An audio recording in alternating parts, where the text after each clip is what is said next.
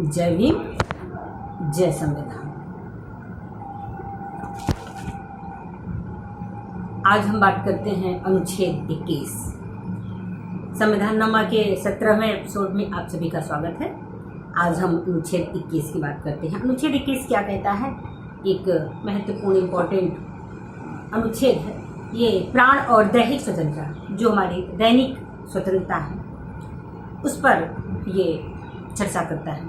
अनुच्छेद 21 ये उपबंधित करता है, अनुच्छेद 21 यह उपबंधित करता है कि किसी व्यक्ति को, एनीबडी, कोई व्यक्ति, किसी व्यक्ति के उसके प्राण और दैहिक स्वतंत्रता, जो प्राण है और दैहिक स्वतंत्रता, जो दैनिक रोज की स्वतंत्रता हमारी है, उसको विधि के द्वारा स्थापित प्रक्रिया के अनुसार ही वंचित किया जाएगा, अन्यथा नहीं।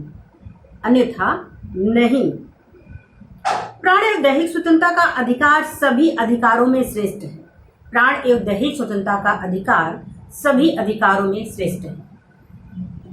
अनुच्छेद 21 इसी अधिकार का संरक्षण प्रदान करता है। हम सभी जानते हैं, हम सभी इस समय लॉकडाउन के दौर से गुजर रहे हैं, लेकिन सरकार जो है हमारे 21 फंडामेंटल जो राइट है, अनुच्छेद 21 प्राण एवं दैहिक स्वतंत्रता के मद्देनजर रखते हुए, क्योंकि ये एक ऐसा अधिकार है जो हमारे प्राण और दैहिक स्वतंत्रता को संरक्षित करता है, इसलिए मूलभूत चीज़ों को खोला गया है। जैसे फार्चून की दुकानें हैं, मेडिकल की दुकानें हैं, ये हमारी दैहिक ज़रूरतें हैं, ये हमारी दैनिक ज़रूरतें हैं, जिसके बिना हमारा जीवन नहीं सफ़र कर सकता, हम नहीं जी सकते हैं।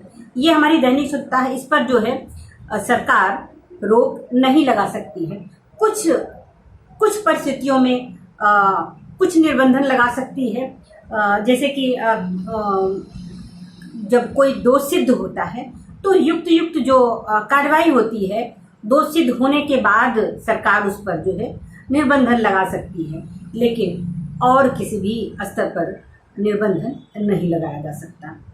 कोई भी, ये लॉ का एक साधारण नियम है कि कोई भी अधिकार है तो उस पर निर्बंधन युक्त आधार पर लगाया जा सकता है। कोई भी अधिकार जो है वो निरंकुश नहीं होता है, क्योंकि अनुशासन के बिना किसी भी सुव्यवस्थित सभ्य समाज का विकास नहीं हो सकता। ये संविधान की मूल भावना होती है, क्योंकि जहाँ मनमानापन होता है वहाँ कभी भी विकास नहीं होता है।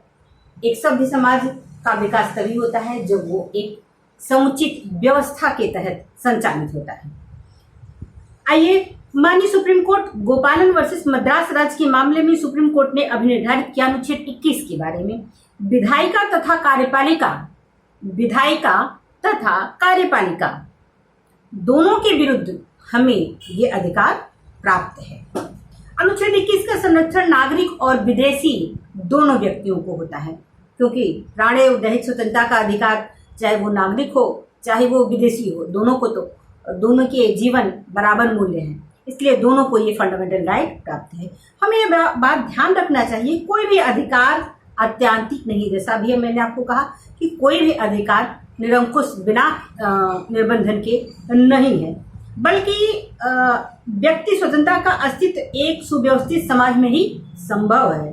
इसलिए व्यक्ति के अधिकारों पर निर्बंधन लगाना अति आवश्यक है, जिससे दूसरों के अधिकारों का हनन न हो। हमारा संविधान कल्याणकारी राज्य की व्यवस्था करता है। मैं आगे के वीडियो में इस बात पर चर्चा करूंगी कि हमारा संविधान कल्याणकारी राज्य की व्यवस्था करता है। हमारा जिस प्रकार फंडामेंटल राइट है, जिस प्रकार हमें सारे अधिकार संविधान ने प्रोवाइड कराया है, उसी प्रकार हमारे सामने वाले को, हमारे आसपास, हमारे पड़ोसी, सभी को ये अधिकार प्राप्त है। और हम ऐसा कभी नहीं कर सकते हैं कि हम अपने अधिकार के अनुपालन में किसी दूसरे व्यक्ति के अधिकारों का हनन करें। इसका ध्यान रखा गया है, क्योंकि हमारा संविधान कल्याणकारी राज्य की व्यवस्था करता है। भारतीय संविधान निर्माताओं ने इसी उद्देश्य को ध्यान में रखते हुए व्यक्ति के प्राण और दैहिक स्वतंत्रता को विधि द्वारा स्थापित प्रक्रिया के अधीन रखा है। मुख्य बात, राज्य, अभी मैंने जैसे कहा कि राज्य सरकारें हैं, केंद्र सरकारें हैं, युक्त प्रक्रिया के अनुसार ही व्यक्ति की उसके प्राण और दैहिक स्वतंत्रता के अधिकार से वंचित कर सकती हैं।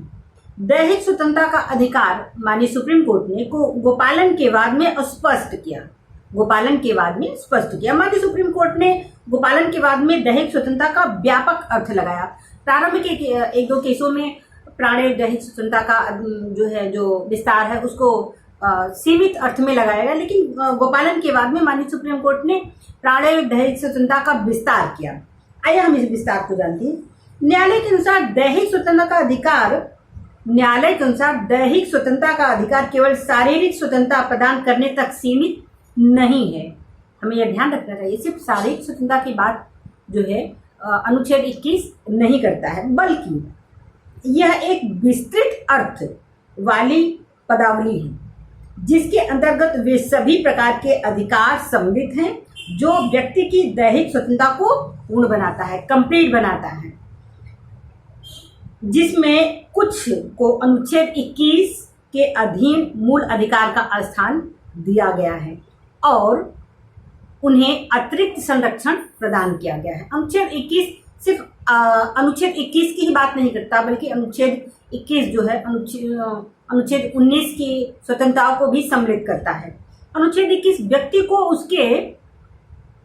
को उसके निजी जीवन से किसी प्रकार के अपराधिक हस्तक्षेप से संरक्षण प्रदान करता है। यह हस्तक्षेप प्रत्यक्ष या अप्रत्यक्ष हो सकता है। अनुच्छेद 21 सभी प्रकार के मनोवैज्ञानिक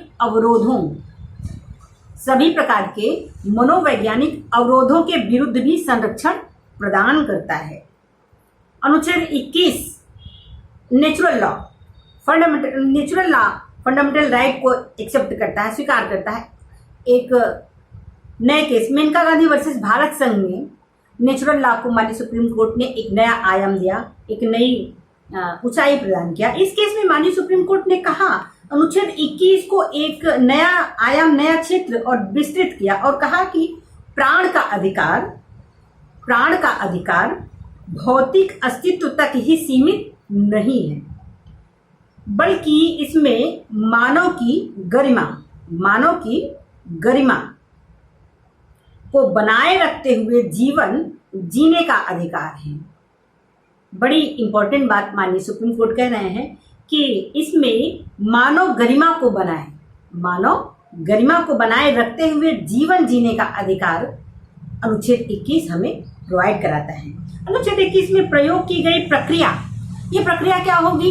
अनुच्छेद 21 में कैसी प्रक्रिया की बात, बार बार युक्त प्रक्रिया की बात जो आ रहा है, वो प्रक्रिया कैसी होगी? वो प्रक्रिया होगी फेयर, जस्ट एंड रीजनेबल। जो राज्य सरकारें प्रक्रिया का पालन करेंगी वो fair, just and reasonable, Hindi में रिजु, न्यायपूर्ण और युक्ति प्रक्रिया होगी। जब किसी व्यक्ति के प्राणिक दैहिक स्वतंत्रता के अधिकार से वंचित किया जाएगा तो वो फेयर, जस्ट एंड रीजनेबल होगा। युक्तिता का सिद्धांत अनुच्छेद 14 में पिछले वीडियो में मैंने आपको बताया था। अनुच्छेद 14 युक्त की बात बड़े अच्छे से विस्तार से समझाते हैं और ये एक आवश्यक तत्व है। किसी व्यक्ति को उसके मूल अधिकारों से वंचित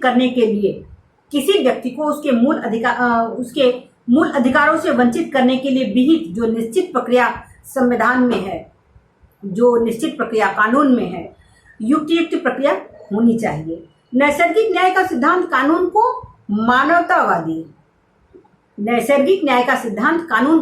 मानवतावादी दृष्टि प्रदान करता है और उसे न्यायपूर्ण बनाता है। प्रत्येक व्यक्ति को सुनवाई का अवसर देना, किसी भी मामले में प्रत्येक व्यक्ति को सुनवाई का अवसर देना नैसर्गिक न्याय का एक मुख्य तत्व है। ये हम सभी को ध्यान रखना चाहिए कि कोई भी व्यक्ति है, चाहे वो आरोपी हो या वादकर्ता हो या कोई भी व्यक्ति हो, उसे सुनवाई का अवसर मिलना चाहिए। ये नैसर्गिक न्याय, ये नेचुरल न्याय का एक मूल तत्व है। एकांतता का अधिकार, अनुच्छेद 21 हमें एकांतता, हमारी प्राइवेसी को ब्रीच करने से मना करती है। हमारी प्राइवेसी हमारा फंडामेंटल राइट है और ये अधिकार हमें अनुच्छेद 21 देता है। एक मामले में गोविंद वर्सेस मध्य प्रदेश वाद में अनुच्छेद 21 में एकांतता के अधिकार को शामिल किया गया। एकांतता के अधिकार को शामिल किया गया जिस पर युक्त निर्बंधन लगाया जा सकता है।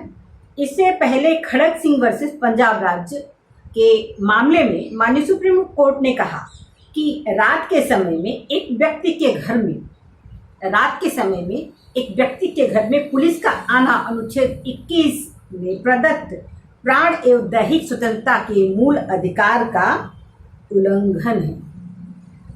ये हमें जानकारी रखनी चाहिए मेरे लोगों के। रात के समय किसी भी व्यक्ति के घर में पुलिस का प्रवेश उसके फंडामेंटल, उसके निजी अधिकार, उसके एकांतता के अधिकार का वायलेशन करता है। आज के लिए इस वीडियो में इतना ही।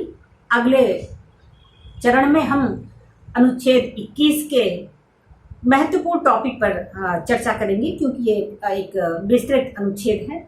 और आपको ये वीडियो कैसा लगा, लाइक करें, शेयर करें, कमेंट करें, सब्सक्राइब करें और बेल दबाना ना भूलें, जिससे कि आपको मेरी नई वीडियो की नोटिफिकेशन मिलती रहे।